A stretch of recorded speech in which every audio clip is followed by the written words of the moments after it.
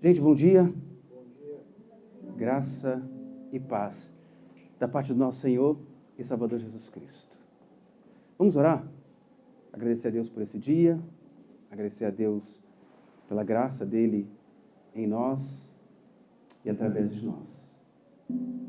Vamos orar. Pai querido, muito obrigado por esse dia, obrigado porque o Senhor é bom, porque a misericórdia do Senhor dura para sempre, porque de eternidade em eternidade o Senhor é Deus. Obrigado, Deus, porque o Senhor tem olhado para nós com misericórdia.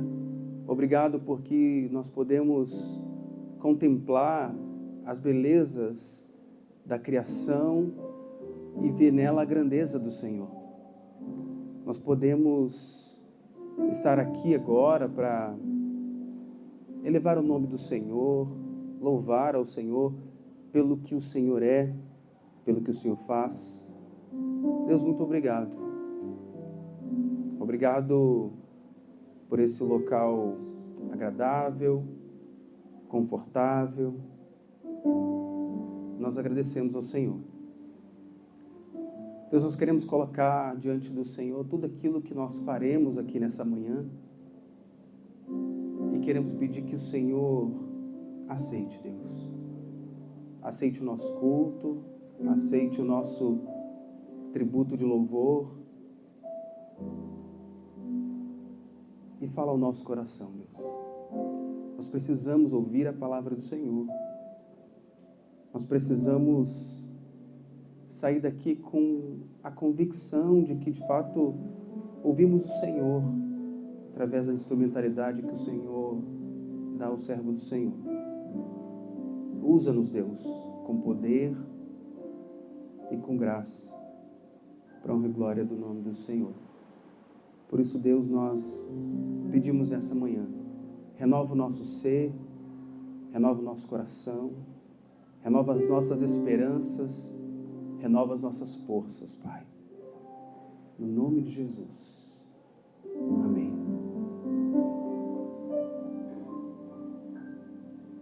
Renova-me,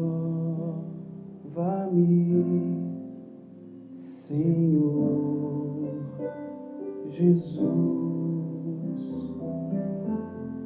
Já não quero ser igual. Renova-me, Senhor Jesus. Põe em mim teu coração, porque tudo que há dentro de mim necessita ser mudado, Senhor, porque tudo que há dentro do meu coração necessita mais de ti. Renova-me. Renova-me, Senhor Jesus. Já não quero ser igual.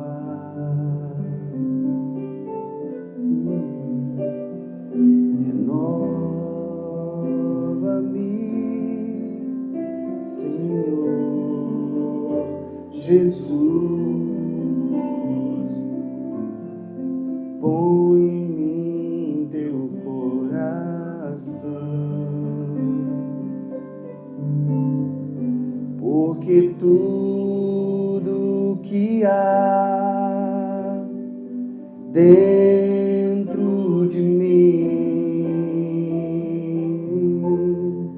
necessita ser mudado, Senhor, porque tudo que há dentro do meu coração necessita mais de ti,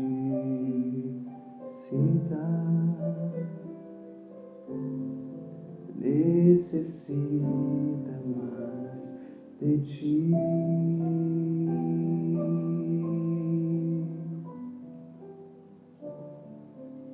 Necessita mais de ti.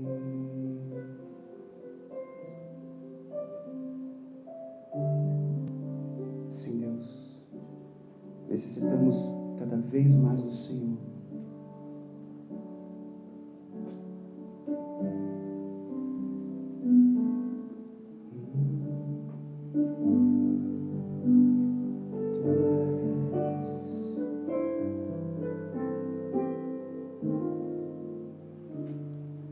Grande é o Senhor e muito digno de louvor. Na cidade do nosso Deus, teu santo monte,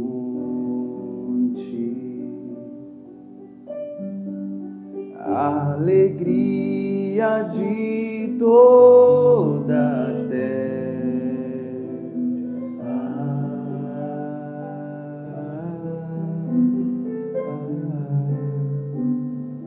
Grande é o Senhor em quem nós temos a vitória, que nos ajuda contra o inimigo. Por isso diante dele nos prostramos,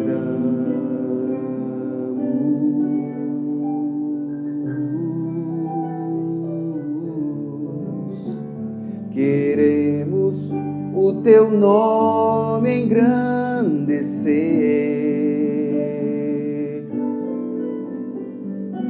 e agradecer-te por tua obra em nossas vidas.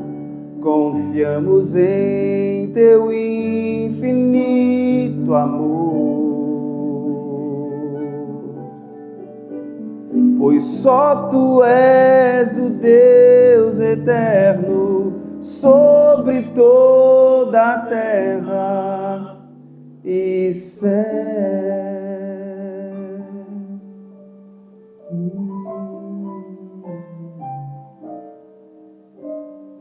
Grande é o Senhor e muito digno de louvor. Na cidade do nosso Deus, teu santo monte, a alegria de toda a terra.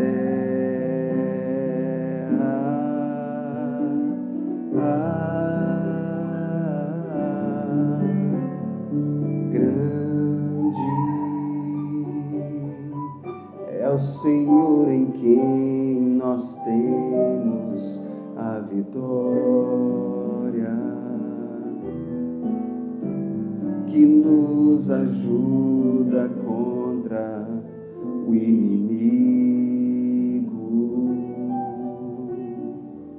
Por isso diante dele nos prostramos,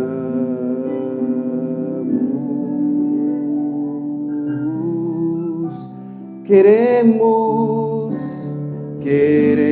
o teu nome engrandecer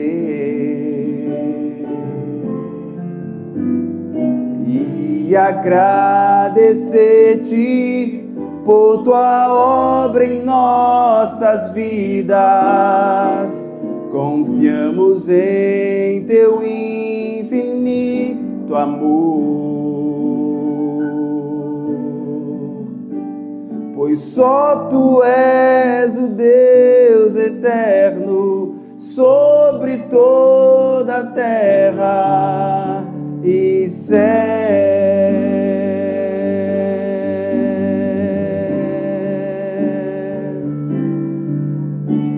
Queremos o teu nome engrandecer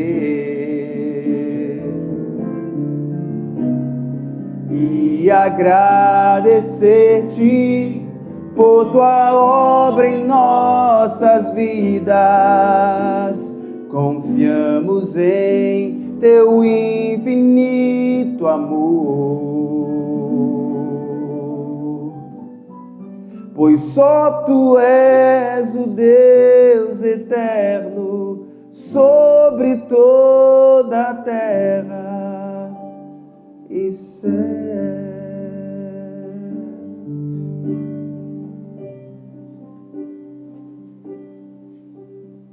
E céu, toda a terra e céu.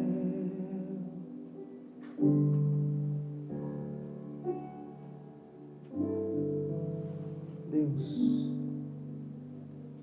obrigado, Senhor, porque o Senhor aceita o nosso tributo e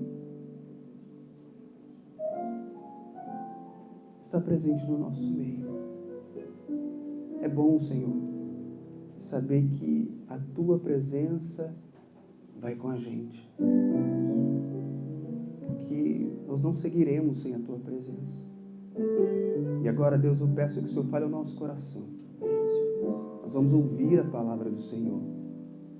Santo Espírito, aplique em nós o teu querer, para que a gente saia daqui de fato com a mensagem do céu para o nosso coração.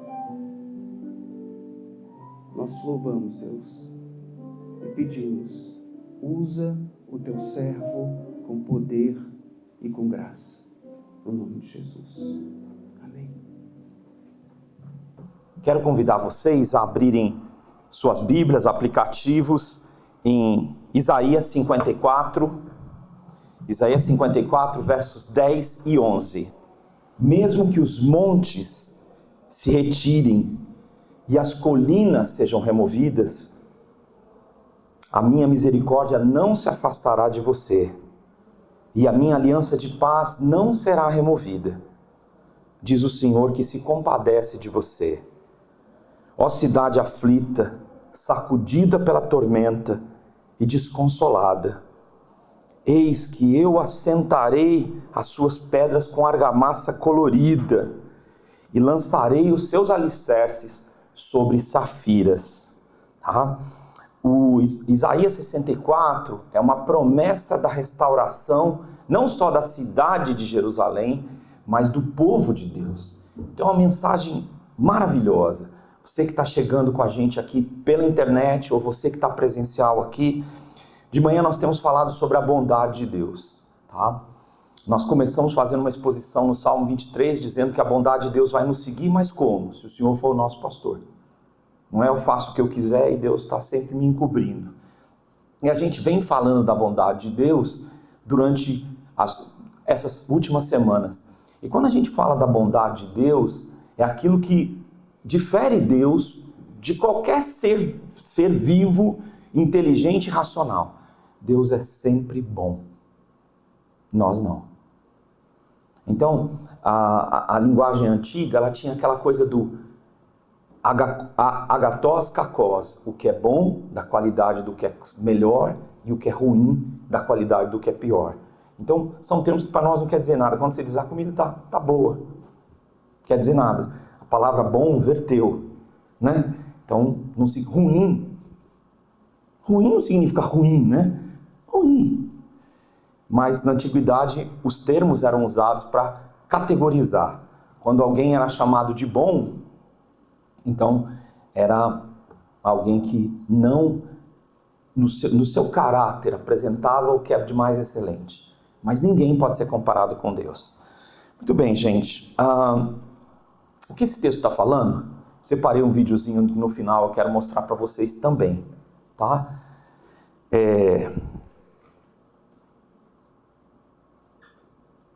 Deus não muda. E a gente tem montanhas no mundo, ele usa o exemplo das montanhas. Estão vendo a montanha? Então, elas podem se abalar, mas eu não vou mudar. Mas o mundo está mudando. Nas últimas semanas eu estive conversando com diversas pessoas falando sobre como o mundo está mudando. Né? Até um tempo atrás, você não podia imaginar que um executivo não ia deixar de usar terno e gravata. Você não podia imaginar que uma pessoa trabalhasse de casa. Se você falasse isso há, sei lá, quanto tempo atrás, a pessoa ia falar, ri de você. Né? É uma coisa muito fora do que a gente está vivendo no mundo inteiro. A gente está vivendo catástrofes, e aí tem muitas razões para a gente justificar essas catástrofes. O mundo está mudando. Então a gente fala, não, essa montanha não vai mudar. Então Deus diz, olha, se a montanha mudar, eu não vou mudar. Mas eu quero te dar uma referência, olhe para as montanhas. Né? A bondade de Deus, o que esse texto diz, ela é imutável. A gente vem explicando que a bondade de Deus, ela se manifesta, por quê? Deus nos criou. Ele poderia ter nos criado e dito, olha que criação maravilhosa, que coisa maravilhosa, mas ele resolveu nos amar. Além de nos criar, ele podia criar e falar, tem gente que diz que Deus fez isso, criou e abandonou, falou, cada um está por si. Essa mensagem é comum entre muitos evangélicos. Mas a verdade é que Deus diz que ele não só nos criou, mas nos amou ao ponto de mandar seu filho morrer por nós, se encarnou. Então a bondade de Deus se manifesta através do seu amor, da sua misericórdia, se mostra através da sua graça, que são temas que a gente está abordando. Esse texto é um texto que revela a bondade de Deus, bondade que está acima das mais altas montanhas. Pode falar assim, olha para as montanhas. É o que o texto está dizendo aqui. A montanha vai sair daí, o Everest vai sair daí? Então, se ele se retirar, se ele for removido, a minha misericórdia, a minha bondade, que é ter coração para com a sua miséria, não se afastará de você. A minha aliança de paz não vai ser removida. Diz o Senhor que se compadece de você. Bondade acima das mais altas montanhas. Onde você olhar as montanhas, se você chegar numa grande montanha, você fica impressionado. E Deus falou, tá bom, olhem para as montanhas. Elas vão sair daí. E aí o homem antigo, com a tradição oral, dizia, não, essa montanha está desde que a nossa nação existe. Então, em primeiro lugar, Deus prometeu uma aliança de paz. Tá? Uma aliança de paz. Os montes se abalam? De verdade, a Terra tem placas tectônicas e em regiões círculos de fogo onde você sabe que vão ter vulcões. Mas os vulcões continuam lá. E mesmo depois da erupção, as montanhas continuam lá. E aí, se a gente fosse discutir com um geólogo, ele ia falar, olha, para essa montanha sair daí do lugar de onde ela está, pode acontecer, mas a Terra vai deixar de ser o que é. Né? Vai ter que acontecer uma mudança geológica gigantesca. E aí ele vai te dizer, isso não é rápido, não vai acontecer em um dia. Né? Então, os montes, geralmente, eles não se abalam, eles estão lá. Estão firmes, estão milhares de anos, eles estão lá. Mas o que é estável, que é o que esse termo está dizendo, será que vai durar? Nós que somos cidadãos da humanidade agora questionamos se o que é estável vai durar. Porque tanta coisa era estável, que eu estava falando para vocês, e não durou. Há tanta coisa que a gente fala, não, isso nunca vai mudar. E de repente, muda. Então, as montanhas são uma referência, mas muitas referências na nossa vida deixam de existir. E a gente fica chocado, porque a gente trabalha com referência. Quando a gente perde uma referência, aquilo dói na gente. O que o texto diz é que existe uma bondade que está acima das montanhas. Que é estável, muito mais estável que as montanhas. E essa bondade eu tenho para com você. Ela é acima das montanhas, ela é mais alta que as montanhas, ela é mais poderosa do que as montanhas e ela vai continuar lá. Quer? Olha as montanhas, tá? E por que essa bondade pode ser chamada maior do que as montanhas? Porque ela está ligada, segundo o texto que fala sobre compaixão, ao coração de Deus. E o coração de Deus, quando a gente fala do coração humano, ele é um músculo que nunca para, é uma coisa impressionante. Mas o coração de Deus é insondável, tá? Por que Deus faz isso? Pode perguntar. Se ele fosse explicar para você, acho que o seu cérebro ia dar um nó, né? E você ia dizer, eu não estou entendendo. Eu falei, pois é, o coração de Deus é insondável. Nós não conseguimos penetrar o coração de Deus, nós não conseguimos compreender. E uma das razões é porque nós somos maus. Porque nós somos homens, mulheres caídos. Então a gente olha para o coração de Deus e fala, não, o Senhor não devia ter feito isso. E ele olha para você e diz, mas eu sou bom, você não. Então Deus é bom. Porque por causa do seu coração. Em comparação com essa bondade de Deus, há um confronto com a cidade. Tá? Há um confronto com a cidade. O que está acontecendo na cidade? A cidade está aflita. Tá? Hoje de manhã, eu estava lendo sobre o destino da Cracolândia, que está ficando menor e espalhada pela cidade. Então hoje você encontra pessoas, usuários de crack em quase todo lugar. As pessoas querem resolver o problema. Como é que nós vamos resolver? Vocês não vão ficar mais aqui, vocês podem ficar em qualquer lugar. E o problema continua. A cidade está aflita. O texto diz, sacudida por uma tormenta. O Brasil é um dos países mais ansiosos do mundo, segundo a Organização Mundial de Saúde. Tem uma tormenta. Hoje, na terça-feira, nós vamos falar sobre dormir, né? Hoje, remédios para dormir são uma coisa comum, né? Porque quantos de nós não vamos deitar e a tormenta continua? Estamos atormentados. E o texto usa um termo dizendo sacudido pela tormenta, né? Parece que você está num barco e quando começa a ventar, meu Deus, o que eu vou fazer? Você pode orar, né? Não há consolo para a cidade. Não há palavra de consolo. Você procura algumas pessoas, elas te contam uma história, e isso já aconteceu comigo milhares de vezes, e quando ela termina a história querendo um consolo, eu não tenho nada para dizer para ela. Mas Deus tem. Ele diz, olha, a cidade que está desconsolada, tá? Ele diz, eu vou mostrar com você compaixão, né? E a minha misericórdia não vai se afastar de você, né? Ó cidade aflita, sacudida pela tormenta e desconsolada. Desconsolada. Deus vai dar consolo para a cidade. Não há paz na cidade. Não, por que tem violência? Não há paz para a cidade não está em paz. E você vai falar assim, não, mas tem um lugar que eu conheci, que eu li, um país nórdico, que está em paz. Não. O ser humano não tem paz. E a paz, nos lugares mais avançados, de repente é ameaçada pela guerra. E você fala, como assim? Porque não há paz. A cidade não tem paz. Por quê? Porque os conflitos estão na cidade. Então, na cidade as coisas ficam mais aparentes. No campo as coisas ficam mais escondidinhas. Mas na cidade as pessoas gostam de fazer passeata, gostam de manifestar seus direitos e todos os conflitos ficam visíveis. Nós estamos aqui na Avenida Paulista. Tem conflito, tem paulista. Tem divergência de opinião, tem paulista. Um faz a passeata, na outra 2 semanas depois o outro faz a passeata dizendo tudo que eles disseram não é verdade. Nós é que estamos com a verdade. Existem os nossos relacionamentos estão decadentes. Após a pandemia, se uma tendência que já existia, e eu estou falando, presta atenção comigo, o que eu estou falando é sobre a cidade, que está agitada pela tormenta, que não tem paz e que não tem consolo, que está aflita.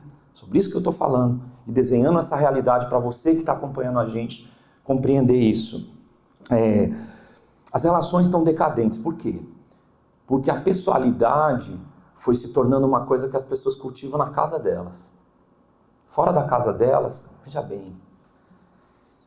E essa falta de pessoalidade, ela está invadindo todos os setores. Não só o trabalho, não só a vida estudantil, não só os amigos virtuais, né? Mas está invadindo também na igreja. Eu assisto uma mensagem e vou embora. Mas quem tem lá? Não sei, não é problema meu. Você está invadindo as baladas, que mudaram seus horários de funcionamento para as pessoas irem mais cedo para casa. As noitadas, tudo que as pessoas estão fazendo está mudando. A pessoalidade é uma crise. Não é incomum quem tem filhos pequenos, menores, que eles têm amigos virtuais, que eles conheceram num joguinho. Mas e o seu amigo? Quem que é seu amigo mesmo que você conhece? Ele não tem amigo, não. Então, há essa aflição nos relacionamentos. E existe uma coisa que a internet, ela apresenta todos os dias. Uma coisa chamada falsa moralidade e a imoralidade. Tá? É muito triste quando a igreja ela quer simplesmente trazer para as pessoas uma mensagem de moralidade. Olha, você não pode fazer isso que você está fazendo na frente de todo mundo. Porque a igreja não aceita isso. A igreja de Jesus prega redenção, transformação espiritual e não aparente transformação. Parece que é a mesma coisa, mas não é. Tá? O que o puritanismo ele foi tão criticado historicamente? Porque ao mesmo tempo que eles estavam procurando uma profunda transformação, para eles isso é genuíno e legítimo e louvável, tinha uma reprimenda à moralidade da sociedade, que não vai mudar em nada a sociedade sem a redenção em Jesus, sem que ela tenha um encontro com Deus. Ela precisa de um encontro com Deus. Não adianta a gente criticar a imoralidade e propor para elas, então, olha, vamos adotar a falsa moralidade. Você finge que você acredita nisso e continua assim. Essas duas tendências, elas são terríveis. Uma porque não é remédio e o outro porque mostra que é uma perversão do próprio caráter humano, que exige pessoalidade e que ele é trocado então pela imoralidade, que é uma coisa externa, totalmente externa e totalmente desconectada do que seja verdadeiro amor. A ansiedade, nós falamos, ela está em níveis altíssimos. As crianças não conseguem dormir. Antes eram os adultos que não conseguiam dormir. Ah, meu filho está elétrico hoje. Só o seu? Só o seu? Não, eu vou tirar isso daqui. Estão elétricos, isso é verdade, ansiedade. E as pessoas estão exaustas. Não precisa chegar em dezembro, a pessoa está exausta. Você escuta pessoas falando, nossa, eu estou exausto. Né? Deus prometeu uma coisa, vamos para o verso 2? 2 que de verdade é o 11, tá? Só dá uma subidinha aí, que aí todo mundo vê que o texto está aqui, né? Ó cidade aflita, sacudida pela tormenta e desconsolada. Vamos agora para o verso anterior. 10. Eu farei uma aliança de paz que não será removida. O que é uma aliança? A gente está acostumado com uma aliança circular. Para ser aliança, ela é circular. Não tem começo nem fim. É um círculo, não tem começo nem fim. Quando Deus faz uma aliança conosco, é eterna. Ele não quebra. Tá? Por quê? Porque ele é bom. Ele não é mau. Nunca vai ser mau. Então, não, mas eu passei umas aflições, passei uns problemas, então a aliança foi quebrada. Não. A aliança de Deus com você não foi quebrada. Você pode trair a Deus, mas ele é incapaz de te trair. Por quê? Porque ele não pode negar a si mesmo, diz a Bíblia. Então você pode ser mau, você pode falar contra ele, você pode fazer o que for, mas ele é bom, acima dos montes. Tá? Essa aliança é eterna. Quando ele faz uma aliança, Deus não faz aliança assim passageiro. Eu vou te abençoar. Rapaz, eu andei olhando você ultimamente. Tô achando que não vou abençoar, mas não, você é ruim. Não vou mais abençoar não, mudei de ideia. Deus não faz isso. Ele é incapaz de fazer isso. E às vezes a gente olha o que está acontecendo ao nosso redor e diz, Deus quebrou a aliança. Perdeu a minha aliança. Perdeu a aliança, colocou no bolso, alguma coisa ele fez. Independente do que estiver acontecendo ao redor, inclusive as montanhas ao seu redor, a bondade de Deus não vai se retirar. Tá? Ah, mas eu não estou enxergando. Por que será que você não está enxergando? Lembra do que a gente falou? Porque seus olhos não são bons. Então você olha a tormenta e diz, não, Deus não está mais aqui. Mas Ele está. Existe uma paz para além do nosso tempo. Existe uma paz que não são as circunstâncias e nem o Império Romano, nem a cidade de São Paulo, nem Tóquio, nem Nova York, nem nas grandes cidades. Não são elas que determinam essa paz. Eu trouxe uma paz para você. Uma paz que não pode ser retirada. Eu dei essa paz para vocês. A minha paz vos dou. Eu não dou como o mundo. Por quê? Porque o mundo dá uma paz que pode ser um barco incrível, uma casa incrível, uma pessoa, e você então tem paz. Não é assim que eu dou a minha paz. A minha paz vos dou. Não vou lá dou como o mundo a dá. Tá? A paz de Deus excede o entendimento e excede as circunstâncias. E essa é a paz que Deus quer nos dar. O texto diz o Senhor, finalzinho do verso 10, que se compadece de você. Qual que é o lugar da compaixão de Deus? Né?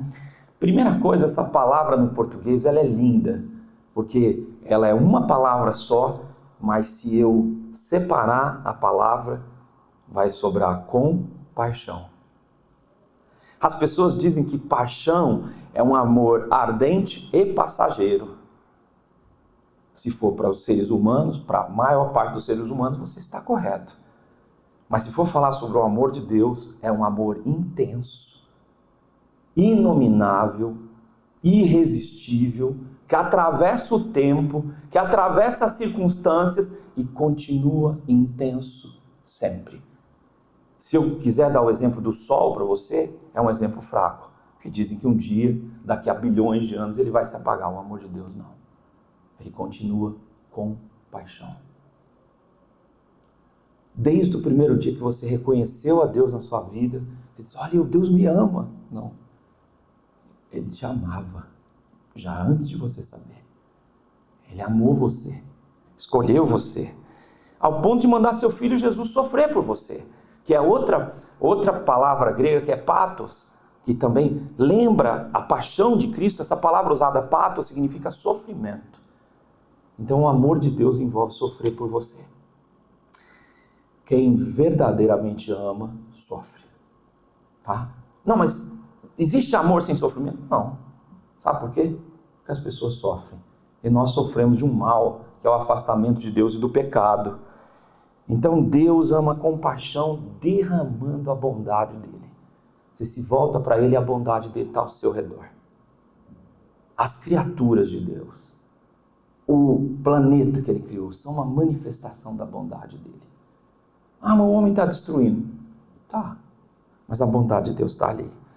Deus não se afasta. Ah, pode se afastar de mim, porque eu determino tal. Ele olha para você, mais alto que as montanhas mais altas do mundo. Olha para você e ele não se afasta. Eu posso amá-lo. E eu posso decidir também não me afastar dele. Essa é a palavra de uma aliança de paz, uma aliança entre duas pessoas. O Senhor me ama, mas eu também vou te amar. Você pode tomar essa decisão no seu coração e mantê-la firme, mesmo que a cidade esteja aflita, sacudida pela tormenta e desconsolada. Tá bom? Em segundo lugar, esse texto fala de uma coisa um pouco surreal, que eu chamei, vamos seguir para o segundo aspecto. A gente chega lá. A cidade da alegria. Diz o seguinte, eu vou fazer uma muralha, tá? Da cidade de vocês, que está sacudida, lembra? Está sacudida, está pela tormenta, está aflita e está desconsolada. Eu vou construir uma muralha nessa cidade, com argamassa colorida, tá? E vou fazer mais, e vou colocar no fundamento safira. Vocês, o que isso quer dizer? Para nós hoje nada. No tempo onde esse texto foi escrito, significa muito. Primeiro, qual é o papel da muralha? Na antiguidade, quando você estava vindo a cavalo e você olhava uma muralha muito grande, você falava, nossa, essa cidade deve ser uma cidade com muito recurso. Se você se aproxima da cidade e vê em cima dos muros policiamento, ou seja, militares andando por cima, o camarada fala, nossa, além de ser uma cidade imponente, gloriosa, é uma cidade que tem muitos recursos, deve ser muito forte. Se alguém tentar invadir, não vai conseguir, porque Só de passar pelo portão, pelo portal, a gente viu que a muralha é muito grande. Quando essa muralha existia na antiguidade, a próxima coisa que você ia, na curiosidade, pensar era o seguinte: quem são os habitantes dessa cidade? Uma vez, no período da nossa lua de mel, nós fomos à Europa e eu tinha dirigido muito e eu fiquei no cantinho de uma cidade, Orviedo. E paramos num hotelzinho bem barato. Estávamos cansados, a Marta foi tomar um banho e eu fui comprar um remédio. E aí ela acabou de tomar o banho, a gente não tinha jantado. E eu falei para ela: você precisa conhecer a cidade. Ela disse: nós não estamos na cidade? Eu falei: não estamos na cidade ainda. E a gente vai subindo em Orviedo e a gente vê que é uma cidade medieval, com suas muralhas, com o que sobrou delas, né? E aí você começa a querer saber mais. Como que é? Quem mora aqui? Quem são os habitantes que construíram uma muralha como essa? Qual foi a história dessas pessoas, né? A muralha vai bloquear os invasores. Eles não vão conseguir entrar na cidade uma vez que ela estiver fechada, tá? Muito bem. Como vai ser essa muralha? Ele diz: eu vou fazer uma muralha colorida. Isso não faz sentido, tá? A gente vai explicar daqui a pouco. O alicerce é tudo de uma muralha. Não adianta empilhar pedras. O alicerce é tudo. Para que uma casa resista, é preciso que ela tenha um bom alicerce. Para que um prédio resista, é preciso que tenha um bom alicerce. Agora estão surgindo prédios em todos os lugares de São Paulo, demolindo as coisas que existiam, algumas delas belas e maravilhosas, e construindo mega prédios em todas as regiões. E na hora que as pessoas demolem o que existia no lugar, você fala: nossa, daqui a pouquinho vai surgir um novo prédio. Mas passa um grande tempo e o prédio não surge. Você diz: o que está acontecendo? O alicerce. Uma grande porcentagem do investimento do prédio é o alicerce. Então passa um tempo, você só vê buraco. Você fala: mas só tem buraco. Alicerce. O alicerce é tudo. Ele é que vai resistir às intempéries. Ele é que vai resistir aos invasores, tá?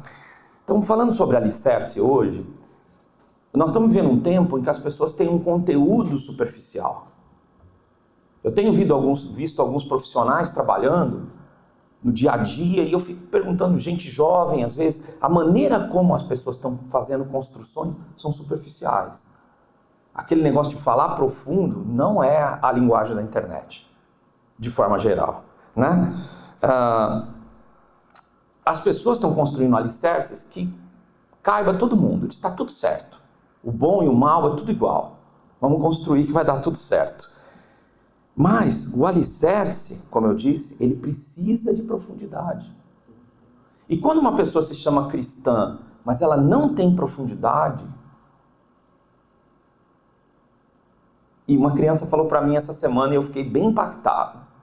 Ela falou: eu não quero me chamar de cristão se eu não li a Bíblia ainda. Eu falei: opa, olha o que essa criança está falando. Ué, como é que eu vou dizer que eu sigo uma coisa que eu não sei? E eu gostei dessa fala. Achei uma fala legítima.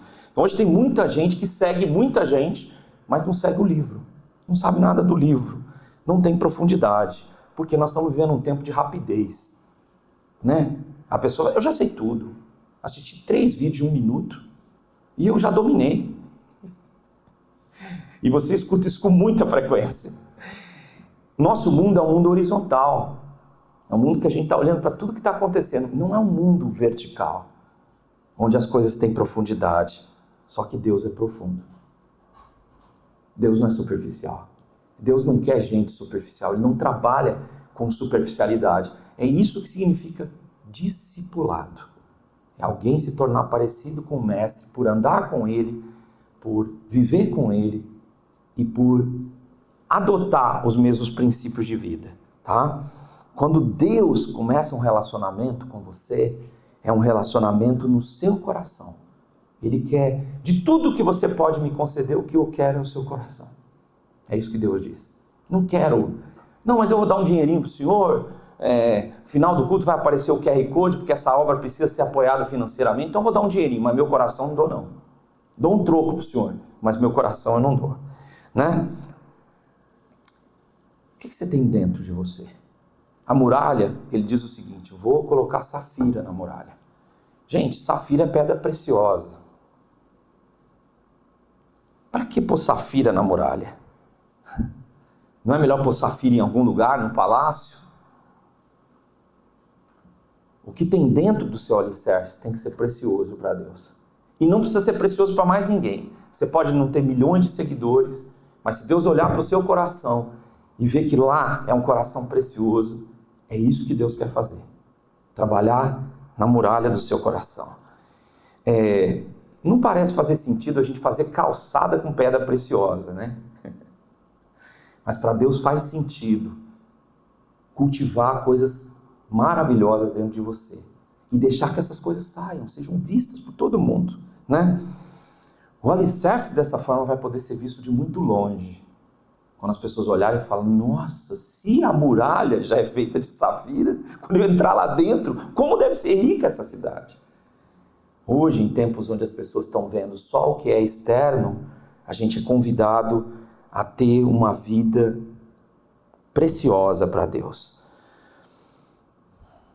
A essência sua é preciosa para Deus. Seu primeiro amor para com Ele, sabe? Suas primeiras obras para com Ele. A capacidade de voltar para Ele. Frutificar. Ter uma vida frutífera, abundante. Deus prometeu uma coisa, a alegria vai voltar para a cidade. As cores significam alegria. E aí, essa palavra que é usada sobre argamassa, ela pode ser traduzida com vários tipos de pedras que lembram a coloração da prata, do chumbo. Literalmente era isso. Mas ele quer dizer o seguinte, eu vou fazer com que a cidade tenha muitas cores. A igreja é feita de muitas cores, a igreja de Deus. Não de raça simplesmente, mas de tons, de ideias diferentes. A gente não precisa concordar em tudo. Não funciona assim, senão nós não íamos ser diferentes. Então a igreja é feita de muitas cores. As cores representam a alegria. Você chega com uma cor, aquela cor você tem uma reação à cor, que é a alegria. Vou devolver a alegria para a cidade. Vou colocar diversidade na cidade. Diversidade, então, a imoralidade, são as coisas que a Bíblia diz que eu não devo cometer? Não, diversidade é tudo que é diferente. Nosso país é um país diverso. Rítmica, só do ponto de vista rítmico, nosso país é um país riquíssimo. Há ritmos, batuques, melodias, é um país riquíssimo. Nossa cultura. Muitas vezes a igreja ela não consegue ser uma igreja como a igreja de Jesus deve ser. Multicultural.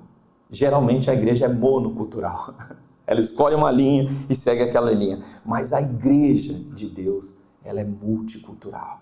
Ela tem que ter muitos afetos, diferentes afetos, calor, cor. Ela precisa disso. Ela precisa abandonar os tons cinza escuros só e trazer alegria. Porque a Bíblia diz que a alegria do Senhor é a nossa força. As crianças, elas têm uma coisa que nós não conseguimos imitar e nem competir. Chama-se alegria.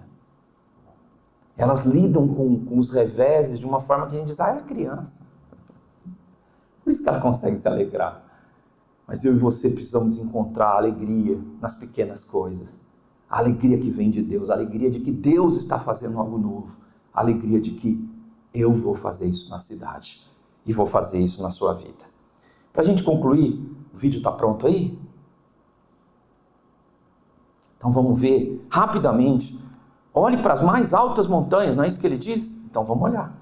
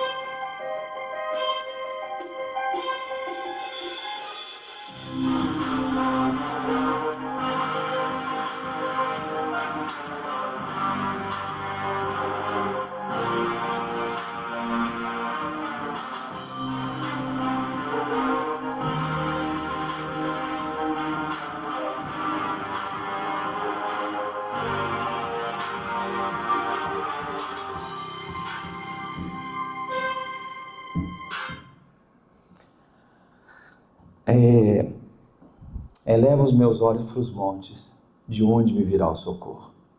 Meu socorro não vem dos mais altos montes, meu socorro vem do Senhor. Se eu olhar para esses montes que os homens às vezes dedicam a vida e morrem para escalar, Deus está dizendo: a minha bondade é acima disso tudo. E eu quero compartilhar isso com vocês. É essa a palavra de Deus para nós, numa cidade aflita, desconsolada e debaixo de uma tormenta. Em gente que precisa experimentar novamente essa compaixão de Deus e um coração de Deus para com a nossa miséria, que é a misericórdia. É o tamanho do coração de Deus, que é muito superior às mais altas montanhas. Quero convidar você a ficar de pé. Quero orar com você.